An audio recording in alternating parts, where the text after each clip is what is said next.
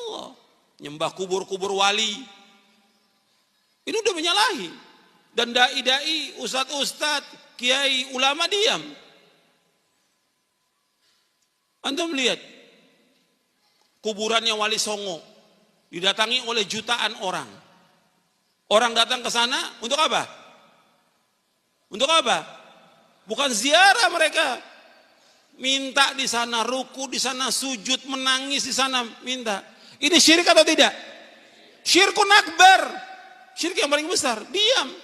Bahkan dinamakan tempatnya wisata religi. Tempatnya. Ya benar ini semuanya. Ini penyimpangan akidah. Nggak boleh kita diam dan harus terus kita dakwakan. Dan memang akan terjadi permusuhan antara dai dengan umatnya. Ini resiko. Nabi-nabi dan rasul-rasul alaihi wassalatu wassalam dimusuhi oleh umatnya karena nabi-nabi mendakwakan dakwah apa?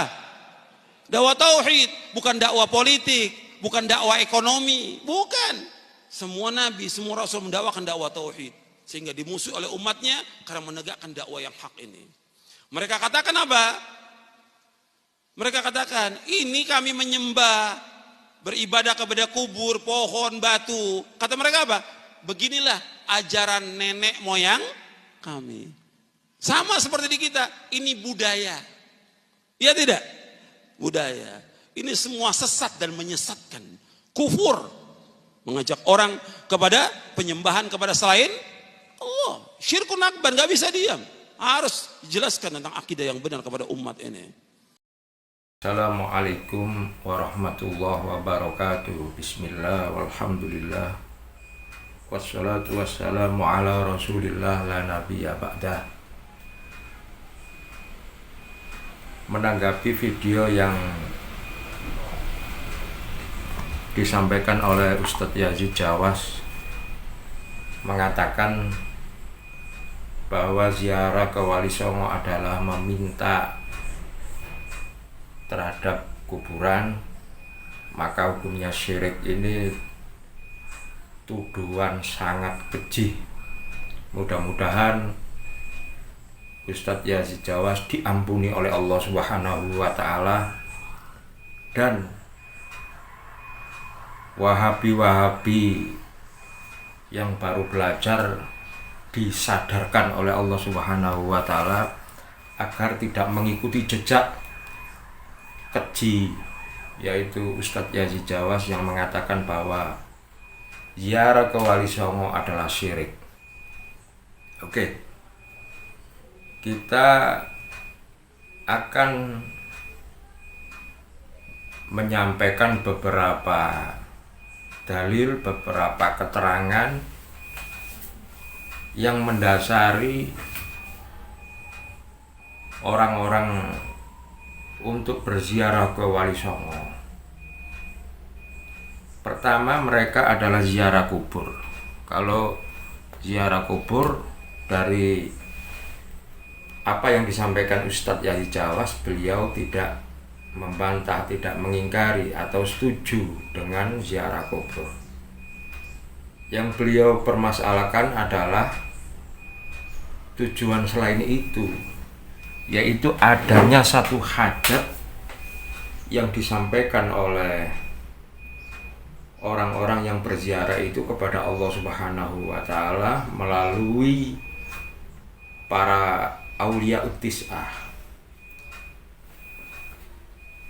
Pertama, kita tidak mengingkari bahwa mereka itu meminta kepada Allah Subhanahu wa Ta'ala dengan perantara aulia uttis'ah. Ini jelas ada dasar hukumnya. Kita lihat dalam kitab Mausu'ah bahwa pada halaman 327, wa minal adilla ala qasdil kubur lidu'a qissatu sayyidatina Aisyah indama syakau ilaiha al-qahtu faqalat unduru ila qabrin nabi sallallahu alaihi wasallam faj'alu minhu kawa ila sama'i hatta la yakudu hatta la yakuna bainahu wa bainas samai saqfun. Dalil yang disampaikan di hadis Ad-Darimi dalam kitab sunannya nomor 92, Sayyidah Aisyah disowani beberapa sahabat yang mengalami paceklik atau kohtun.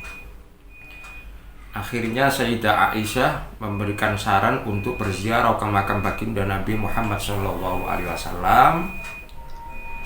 Terus kemudian agar dibuatkan semacam lubang tembus antara makbaroh Kanjeng Nabi, kuburan Kanjeng Nabi dengan langit. Fafa'alu famataru mataran hatta nabata al-ashbu. Kemudian para sahabat pada waktu itu melakukan saran yang diperintahkan oleh Aisyah, yaitu menjadikan makam Kanjeng Nabi bolong, kemudian berdoa di sana. Dan tidak lama kemudian akhirnya Allah Subhanahu wa taala memberikan karunia hujan. Wasaminat al-ibilu hatta, dan setelah apa itu hujan tentu onta-onta merasa gemuk karena minuman mereka tercukupi. Wa fi riwayatin annahum qakhatu faja'a rajulun ila qabrin Nabi sallallahu alaihi wasallam wa qala ya Muhammad istasqi li ummatika fa innahum qad halaku.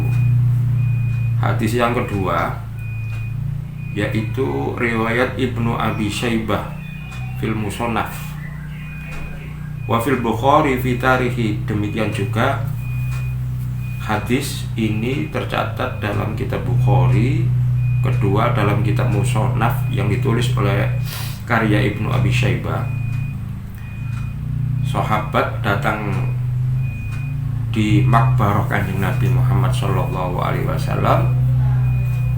Tentu di makbarah ya beliau Kanjeng Nabi sudah wafat. Kemudian sahabat tersebut berkata, ya Muhammad istasqi li ummatika fa innahum qad halaku. Wahai Kanjeng Nabi, berdoalah kepada Allah Subhanahu wa taala sebab mereka mengalami paceklik, mereka lama mengalami tidak turun hujan. Kemudian diterusannya warada anna Fatimah binti Nabi sallallahu alaihi wasallam kanat tazuru qabra ammiha Hamzah kulla jum'atin fatusalli wa tabaqi indahu. Bahwa putri Kanjeng Nabi Fatimah setiap hari Jumat itu menziarahi makam paman Nabi yaitu Hamzah. Di sana Fatimah putri Nabi ini tusolli mendoakan wata bagi indahu, kemudian menangis di sana. Apakah apa yang dilakukan Fatimah ini adalah musyrik? Kalau berani katakan. Wa dzakara al-Hafidz Ibnu Asakir fi tarjamatil Hafidz Abdul Ghafir bin Ismail yaqul Ibnu Asakir wa dufina bi Naisabur wa qabruhu yuzaru wa tujabu da'wah indahu. Ibnu Asakir dimakamkan di Naisabur dan kuburannya itu banyak diziarahi. Di sana masyarakat ziarah kubur seperti halnya ziarah kubur yang dituntunkan oleh Rasulullah Shallallahu Alaihi Wasallam. Setelah ziarah kubur mereka berdoa kepada Allah dan banyak sekali diijabahi doanya kepada Allah. Cuma setelah berdoa kepada Allah menggunakan tawasul, orang yang dicintai Allah Subhanahu wa taala seperti halnya saran Sayyidah Aisyah. Warawal Khatib fi tarihi an Ali bin Maimun radhiyallahu anhu annahu qala sami'tu Syafi'i radhiyallahu anhu yaqul, Imam Syafi'i berkata, inilah atabarruku bi Abi Hanifah wa ji'u ila qabri fi kulli yaumin, yakni zairon fa idza aradtu li hajatun shallaitu rak'ataini wa ji'tu ila qabri wa sa'altu Allah ta'ala al haja indahu fama yab'adu anhu hatta taqdi. Imam Syafi'i itu hampir setiap hari menziarahi makam Imam Abu Hanifah. Terkhusus ketika Imam Syafi'i menghadapi satu masalah atau mempunyai satu permohonan kebutuhan, maka sebelum menziarahi makam Imam Abu Hanifah, Imam Syafi'i radhiyallahu ta'ala anhu itu sholat 2 rakaat, sholat hajat, kemudian beliau menuju ke makam Imam Abu Hanifah dan berdoa di sana.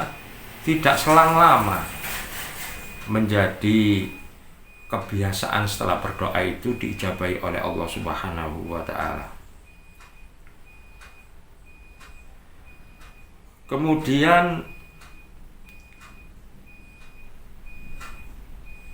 Sami'tu Al-Hasan ibni Ibrahim Aba Ali Al-Khalal wa huwa Syekhul Hanabilah. Hasan bin Ibrahim salah satu pengikut atau ulama dari kalangan Imam Mazhab Hambali. Ma'ahamani amrun faqasattu qabra Musa bin Ja'far yakni Al-Kazim wa tawassaltu bi illa sahalali ma ahabbu. Salah satu ulama dari kalangan Mazhab Hambali yaitu Abul Hasan bin Ibrahim mengatakan, ketika saya mempunyai satu hajat atau satu keinginan, maka saya akan berdoa di makam dari Musa Al-Kazim yakni Musa bin Ja'far yakni Al-Kazim. Kemudian saya bertawasul, berdoa kepada Allah di sana dengan perantara. Dengan perantara itu tidak berdoa atau tidak meminta kepada orang yang di dalam kubur, tetapi minta kepada Allah di sana. Kata Hasan bin Ibrahim, biasanya tidak lama kemudian diijabahi oleh Allah Subhanahu wa ta'ala. Terakhir ingin saya sampaikan apa yang ditulis oleh Imam An-Nawawi, ulama besar dari kalangan mazhab Syafi'i, di dalam kitabnya yang terkenal yaitu Al-Azkar, di dalam bab Al-Istisqa atau meminta hujan, Shahifah 160. Innahu yustahabbu idza kana fihim rajulun masyhurun bis-shalah ayyastasqu bihi, bahwa dianjurkan ketika kita mengalami paceklik atau lama tidak turun hujan, kita mendatangi makbaroh makam-makam yang di sana ada bihi fayaquluna Allahumma inna nastasqi wa natasyaffa'u ilaika bi abdika fulan kama rawal Bukhari. Kata Imam Nawawi, ketika ada orang yang masyhur kebaikannya, kita dianjurkan ketika mempunyai hajat atau dalam kondisi paceklik atau dalam kondisi tidak turun hujan, berdoa Allahumma inna nastasqi, ya Allah saya minta hujan, wa natasyafa, kita meminta bantuan, ilaika kepadamu, bi abdika melalui perantara hambamu, fulan kama rawal Bukhari, si fulan seperti halnya keterangan yang disampaikan oleh Imam Bukhari, anna Umar radhiyallahu anhu istasqa bi Abbas, bahwa sahabat Umar meminta kepada Allah Subhanahu wa ta'ala untuk mendapatkan hujan melalui perantara Abbas. Umar tidak syirik. Imam Nawawi tentu ahli hadis, ahli fikih, ahli ilmunya sangat luas, tentu lebih hebat daripada Ustadz Yazid Jawas. Jadi mohon maaf, tuduhan-tuduhan itu fitnah. Ya bagaimana lagi, beliau sudah meninggal dunia, kita doakan saja agar Ustadz Yazid Jawas diampuni oleh Allah Subhanahu wa Ta'ala dan dibuat pelajaran oleh Wahabi sesudahnya yang menyatakan syirik. Wallahul muwaffiq ila aqwamit thoriq. Assalamualaikum warahmatullahi wabarakatuh.